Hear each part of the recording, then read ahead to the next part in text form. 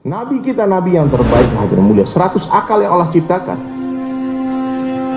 Itu 99 akal Allah berikan kepada Rasulullah sendiri. Satu akal dibagi untuk seluruh manusia, termasuk seluruh nabi. Anda bisa bayangkan bagaimana jeniusnya, cerdasnya Rasulullah SAW.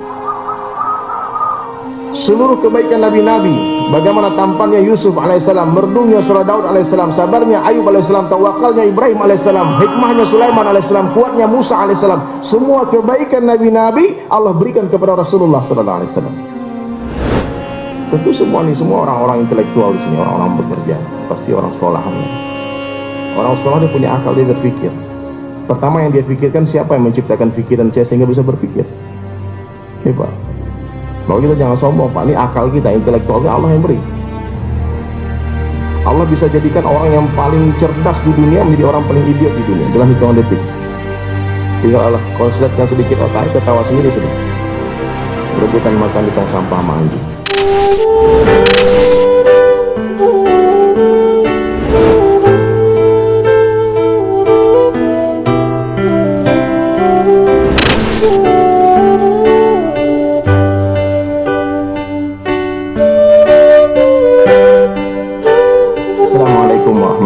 Wabarakatuh. Nahmaduhu wa nusalli ala rasulihil karim, amma ba'du. Qala Allah ta'ala fil Qur'anil karim, a'udzu billahi minasy syaithanir rajim. Bismillahirrahmanirrahim. Kuntum khaira ummatin ukhrijat lin-nas ta'muruna bil ma'ruf wa tanhauna 'anil munkar wa tu'minuna billah. Wa qala Nabi sallallahu alaihi wasallam fi hadis qudsi عن أبي درداء رضي الله عنه يقول سمعت أبو القاسم صلى الله عليه وسلم يقول إن الله قال يا عيسى إني باعث من بعدك أمة إن أصابهم ما يحبنا حمد الله وإن أصابهم ما يكرهون تصابوا والصبروا ولا حلم ولا علم. وقال عيسى عليه الصلاة والسلام يا ربي كيف يكون هذا لهم ولا حلم ولا علم. قال الله تعالى أعطيهم من حلمي وعلمي atau kama qala Rasulullah sallallahu alaihi wasallam. Alhamdulillah, hadirin yang mulia, kita bersyukur kepada Allah Ta'ala karena Allah telah memilih kita dan menjadikan kita semua sebagai umatnya Rasulullah sallallahu alaihi wasallam. Khaira umat. Di Al-Quran itu dikatakan the best of ummah, sebaik-baiknya umat. Umat yang Allah Ta'ala bangga-banggakan di dalam seluruh kitab, di dalam Taurat, Zabur, Injil. Allah ceritakan tentang kita. Allah cerita kepada Nabi Musa alaihissalam, kepada Nabi Ibrahim alaihissalam, cerita kepada seluruh Nabi, cerita kepada Nabi Isa alaihissalam. Sehingga Nabi-Nabi pun berdoa kepada Allah, ya Allah jadikan kami sebagai umatnya Muhammad sallallahu alaihi wasallam. Ajib. Nabi Musa ingin seperti antum, bang. Nabi Ibrahim ingin seperti apa? Seluruh Nabi ingin seperti kita, ingin jadi umatnya Nabi Muhammad sallallahu alaihi wasallam. Dan satu-satunya doa Nabi yang Allah kabulkan hanyalah doa Nabi Isa alaihissalam. Dalam sebuah hadis yang sangat panjang, Nabi bercerita sebelum hari kiamat Allah turunkan lagi Nabi Isa alaihissalam, tapi bukan sebagai Nabi, tapi sebagai umatnya Rasulullah sallallahu alaihi wasallam. Diharamkan surga dimasuki oleh kaum-kaum terdahulu sebelum kita memasuki surga. Kita datangnya terakhir, tapi masuk surga lebih awal. Nabi kita nabi yang terbaik, Rasulullah sallallahu alaihi wasallam, pemimpinnya seluruh nabi. Seluruh yang berhubungan dengan Rasulullah sallallahu alaihi wasallam semua terbaik. Nama yang terbaik itu namanya Rasulullah sallallahu alaihi wasallam. Imam Syafi'i punya anak 12 orang laki-laki. Ketika anaknya lahir, dia cari nama yang terbaik. Anak pertama diberi nama Muhammad. Anak yang kedua lahir, dicari lagi nama yang terbaik, terindah.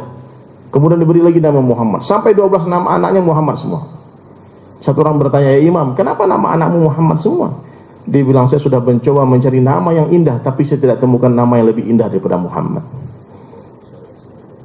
Kemarin itu Muhammad Ali meninggal dunia, Anda tahu? Karena cintanya kepada Rasulullah, dia nggak mau tuh di jalanan yang nama-nama artis tuh, Walking Fame tuh. Dia bilang nggak mau, bukan karena saya, tapi karena nama Muhammad itu. Maka taruh di dinding. Mulianya. Nabi kita nabi yang terbaik, hadirin mulia. 100 akal yang Allah ciptakan. Itu 99 akal Allah berikan kepada Rasulullah sendiri. Satu akal dibagi untuk seluruh manusia, termasuk seluruh nabi. Antum bisa bayangkan bagaimana jeniusnya, cerdasnya Rasulullah sallallahu alaihi wasallam. Seluruh kebaikan nabi-nabi, bagaimana tampannya Yusuf alaihissalam, merdunya surah Daud alaihissalam, sabarnya Ayub alaihissalam, tawakalnya Ibrahim alaihissalam, hikmahnya Sulaiman alaihissalam, kuatnya Musa alaihissalam, semua kebaikan nabi-nabi Allah berikan kepada Rasulullah sallallahu alaihi wasallam. Insan kamil, manusia sempurna. Rambut yang terbaik yang pernah Allah ciptakan itu rambutnya Rasulullah. Sampai hari ini masih ada di museum. Saya pernah baca di satu artikel, penjaga museum itu cerita, pernah satu kali berapa lembar rambut Nabi terjatuh. Dia cari nggak ketemu. Di malam hari dimatikan lampu, ternyata rambut Nabi mengeluarkan cahaya, nur. Mata yang terbaik matanya Rasulullah, kulit yang terbaik kulitnya Rasulullah. Keringat Nabi lebih wangi dari kasturi. Kalau Nabi melewati satu jalan, orang tahu pasti Muhammad baru saja melewati jalan ini. Kenapa? Wangi tubuhnya tinggal di sana. Sama kayak kita Pak masuk masjid, orang tahu pasti ini Ustaz udah masuk sini. Kenapa? Wangi parfumnya yang di pinggir jalan itu kita kecium, ketahuan. Wangi keringat kita ketahuan. Nabi sallallahu alaihi wasallam hadirin mulia sempurna. Matahari pun tidak berani menyentuh kulit Nabi langsung. Dari lahir sampai meninggal dinangui awan berjalan kemana-mana. Darah yang terbaik darahnya Rasulullah, hati yang terbaik hatinya Rasulullah, jantung yang terbaik jantungnya Rasulullah, tulang belulang yang terbaik tulang belulangnya Rasulullah, kampung yang terbaik kampungnya Rasulullah, bahasa yang terbaik bahasanya Rasulullah sallallahu alaihi wasallam, sahabat yang terbaik sahabatnya Rasulullah, keturunan yang terbaik keturunannya Rasulullah sallallahu alaihi wasallam, dan umat yang terbaik adalah umatnya Rasulullah sallallahu alaihi wasallam. Fikir yang terbaik fikirnya Rasulullah, dan kerja yang terbaik adalah kerjanya Rasulullah sallallahu alaihi wasallam. Tentu semua orang-orang intelektual di sini, orang-orang bekerja, pasti orang sekolahan kan. Orang sekolah dia punya akal, dia berpikir. Pertama yang dia pikirkan, siapa yang menciptakan pikiran saya sehingga bisa berpikir? Ini Pak. Maka kita jangan sombong Pak, ini akal kita, intelektualnya Allah yang beri. Allah bisa jadikan orang yang paling cerdas di dunia menjadi orang paling idiot di dunia dalam hitungan detik. Tinggal Allah konsletkan sedikit otaknya, ketawa sendiri sudah. Rebutan makan di tong sampah sama anjing. Jadi jangan sombong, nggak ada sombong. Maka Rasulullah sallallahu alaihi wasallam hadir mulia, Nabi yang terbaik. Berbeda dengan Nabi-Nabi terdahulu. Kalau Nabi terdahulu sebelum dia buat kerja dakwah, sebelum Allah perintah berdakwah, Allah berikan kitab sempurna, Allah ajari dulu. Nabi Musa alaihissalam Allah suruh belajar kepada Nabi Syuaib 8 tahun tambah 2 tahun jadi 10 tahun. Mondok dulu, belajar dulu, berilmu dulu, alim dulu. Setelah Allah sempurnakan Taurat, Allah berikan kepada Nabi Musa alaihissalam, baru perintah dakwah turun kepada Nabi Musa. Nabi Musa sebelum berdakwah Allah berikan Taurat sempurna. Nabi Daud alaihissalam sebelum berdakwah Allah berikan Zabur sempurna. Nabi Isa alaihissalam sebelum berdakwah Allah berikan Injil sempurna. Tapi Rasulullah berbeda hadirin. Sebelum berdakwah Allah beri 5 ayat saja. Iqra bismi rabbikal ladzi khalaq, khalaqal insana min 'alaq. Semua kita hafal ayat ila akhir ayat. Setelah 5 ayat tadi hadirin mulia, apa perintah berikutnya? Ya ayyuhal mudassir, hai orang yang berselimut, qum, bangun, fa'anzir, beri peringatan. Perintah dakwah langsung turun hadirin. Itu bedanya Pak. Jadi orang hari ini banyak yang salah paham. Dia pikir kamu kalau nggak berilmu nggak boleh berdakwah. Itu kefahaman Bani Israel Pak. Harus berilmu dulu, harus alim dulu, baru boleh berdakwah. Nabi Musa itu punya anak buah namanya Nakib. Jumlahnya kurang lebih 70 orang. Dia boleh ikut membantu dakwahnya Nabi Musa alaihissalam dengan syarat harus hafal dulu Taurat. Harus berilmu dulu, baru boleh berdakwah. Nabi Isa alaihissalam punya murid namanya Hawarin. Kurang lebih 70 orang juga. Dia harus hafal dulu Injil baru boleh berdakwah. Kalau tidak ada ilmu, bukan ulama, tidak boleh berdakwah. Itu nabi-nabi terdahulu, itu Nasrani dan Yahudi. Ilmu syaratnya, ilmu pertama dulu. Allah berikan kitab sempurna baru berdakwah, itu Nabi Isa alaihissalam. Tapi Rasulullah beda. Dakwah dulu baru Allah berikan ilmu. Itu bedanya Pak. Umatnya pun begitu. Nabi katakan balighu anni walau ayah, sampaikan oleh kalian walaupun 1 ayat. Ini semua sudah Al-Fatihah, 7 ayat itu. Jadi kita tidak ada alasan lagi alibi mengatakan saya tidak ada ilmu, saya tidak boleh berdakwah. Kecuali antum tidak hafal Al-Fatihah, tidak bisa syahadat. Tapi kalau sudah bisa mengucapkan 2 kalimat syahadat, keyakinan kita mesti disampaikan. Maka syarat orang masuk Islam itu pertama Pak, dia bersih-bersih badan, dia syarat. Yang ketiga, dia mesti mengabarkan keislamannya, dia mesti berdakwah. Dia kasih tahu orang saya Islam. Dia deklarasikan, dia proklamirkan dia orang Islam. Jadi hadirin yang mulia, kalau saja nabi-nabi terdahulu seperti sebuah mesin yang bisa mencetak 1000 buku, Rasulullah sallallahu alaihi wasallam seperti sebuah mesin yang bisa mencetak 1000 mesin. Coba tu pikir saat, apa bedanya? Kalau nabi-nabi terdahulu seperti sebuah mesin yang bisa mencetak 1000 buku, Rasulullah sallallahu alaihi wasallam seperti sebuah mesin yang bisa mencetak 1000 mesin. Yang mana 1000 mesin tadi bisa mencetak lagi 1000 mesin lagi, 1000 mesin lagi, 1000 mesin lagi, sehingga dalam waktu singkat 23 tahun Islam tersebar ke seluruh penjuru alam. Apa rahasianya? Rasulullah sallallahu alaihi wasallam diperintah oleh Allah mengabarkan kepada seluruh sahabatnya bahwasanya dakwah adalah kerja kalian. Kenapa? Karena setelah aku tidak akan ada lagi nabi, la nabiyya ba'da. Bagaimanapun rusaknya orang di Jakarta, Pak, Allah nggak akan turunkan lagi nabi di Jakarta. Pelacuran di mana-mana, korupsi di mana-mana, pembunuhan di mana-mana, begal di mana-mana, Allah tidak akan turunkan lagi nabi. Siapa yang harus perbaiki keadaan itu? Seluruh orang yang mengaku sebagai umatnya Rasulullah sallallahu alaihi wasallam. Baik dia ulama ataupun dia orang biasa. Baik dia ustaz ataupun dia orang biasa saja.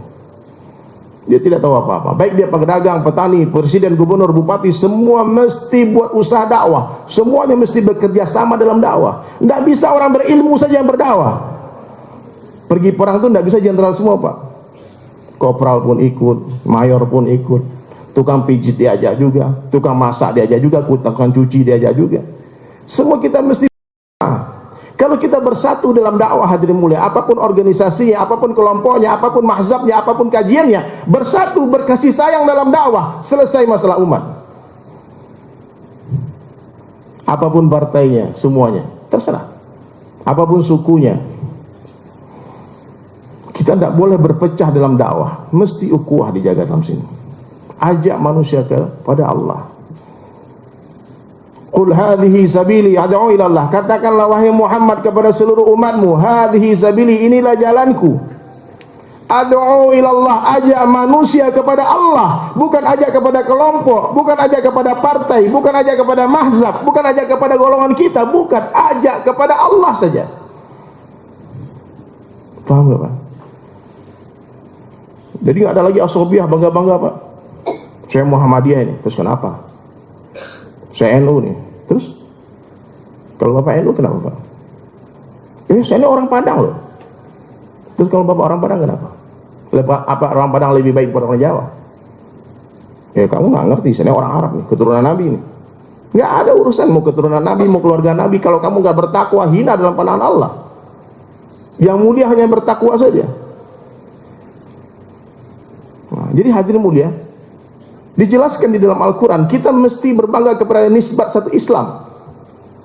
Wa man ahsanu qawlan mimman da'a ila Allah. Siapakah yang qaulannya? Antum kalau buka kitab tafsir, saya bukan ahli tafsir, tapi saya baca-baca saja.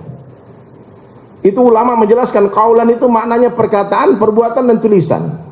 Jadi siapa saja yang tidak bisa berucap, dia bisa menulis. Antum bisa menulis, bisa berbuat, berakhlak. Itu dakwah.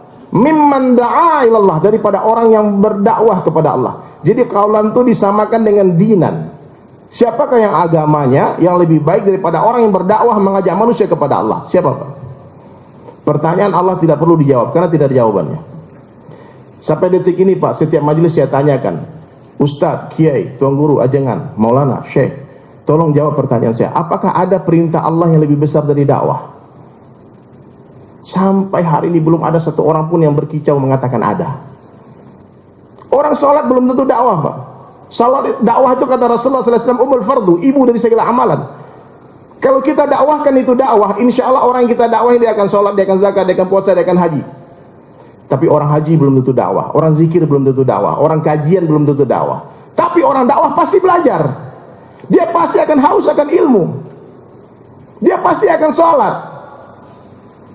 Jadi apa yang harus kita dakwahkan hari ini keluar sana? Dakwahkan dakwah itu sendiri, multi level akhirat. Itu orang-orang non muslim, dia pelajari cara dakwahnya Rasulullah, bagaimana bisa berkembang. Maka terciptalah itu multi level marketing itu. dijanjikan royalti. Allah Ta'ala menjanjikan royalti juga. Kalau kamu ajak satu orang berbuat kebaikan, kamu dapat royalti 100% sempurna amalan orang itu. Bukan 10%, bukan 2%, 1%, 100%. Jadi dakwah ini adalah pekerjaan yang paling bergengsi dalam pandangan Allah.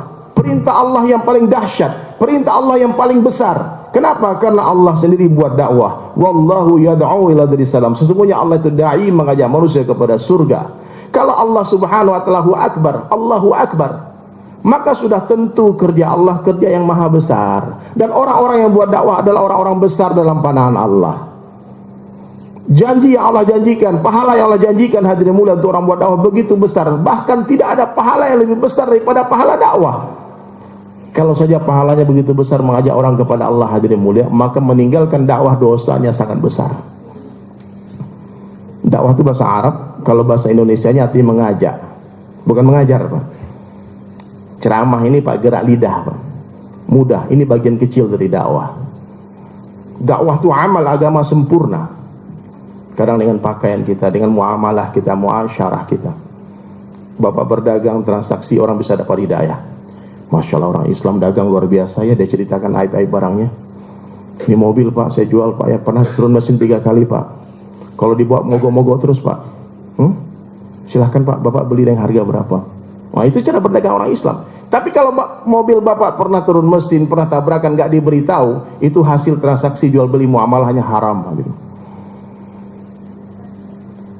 Mimman da'a ilallah wa amila salihan, dan dia beramal saleh, wa qala innani minal muslimin, dan dia berkata aku orang Islam. Pak, saya orang Islam biasa Pak. Kalau antum tanya apa ormasnya dari kecil, saya orang Padang. Di Padang itu Muhammadiyah. Saya ngertinya fikihnya itu Muhammadiyah. Tapi nggak apa-apa. Orang NU saudara kita, orang NW saudara kita, Hizbut Tahrir saudara kita, PKS saudara kita, partai meskipun berbeda. Ada yang nggak berpartai juga. Salafi saudara kita, Jamaah Tabligh saudara kita. Lihat kebaikan, jangan lihat keburukan. Nggak ada satupun yang sempurna di dunia. Siapa yang sempurna di sini Pak? Pergerakan mana yang sempurna? Tolong berdiri di sini Pak. Jelaskan pergerakannya. Nggak ada yang sempurna hari ini. Kita terpisah 1400 tahun dari Rasulullah SAW.